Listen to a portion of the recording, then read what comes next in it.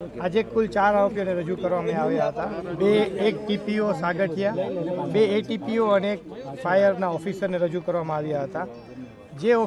જે અધિકારીઓનો રોલ જોવામાં આવે તો ટીપીઓ દ્વારા 2023માં સદર બાંધકામ ગેરકાયદેસર હોવાનું જાણવા છતાં તે બાંધકામ પાડી દેવાનું જણાવવા છતાં તે બાંધકામમાં કોઈ જ આગળની કાર્યવાહી કરવામાં આવેલ ન હતી, જે બાબતે તેમની વિશેષ પૂછપરછ કરવાની જરૂરિયાત છે।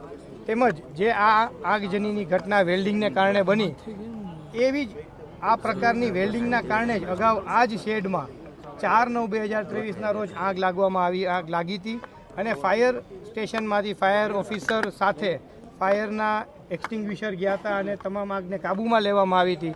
તે ફાયર ઓફિસર દ્વારા પણ એક વખત 2023માં આવી ઘટના આવા વેલ્ડિંગના કામે બનેલી હોવા છતાં ત્યારબાદ આજ દિવસ સુધી ક્યારેય સદર જગ્યા ઉપર ફાયર એનઓસી લેવા કે દેવા બાબતેની કોઈ જ કાર્યવાહી કરવામાં આવેલ ન હતી। એટલે કે કાયદાની જોગવાઈ મુજબ ઇલીગલ ઓમિશન છે એ પણ એક એક્ટ જ કહેવાય, તે દલીલ કરી અને 14 દિવસના રિમાન્ડની માંગણી કરવામાં આવી। કોઈ પણ વ્યક્તિ એક કૃત્ય કરે એ જ રીતે કોઈ પણ વ્યક્તિ ગેરકાયદેસર કોઈ કૃત્ય ન કરે તે પણ એક કૃત્ય કર્યા સમાન છે।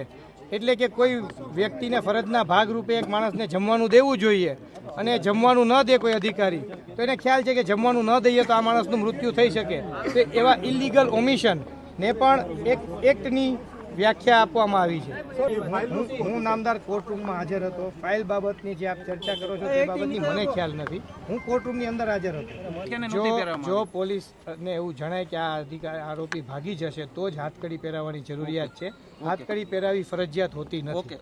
સાંજ સમાચાર ફેસબુક પેજને લાઇક કરો, વિડીયો શેર કરો અને વધુ વિગતવાર સમાચાર માટે sanssamachar.net વિઝિટ કરો।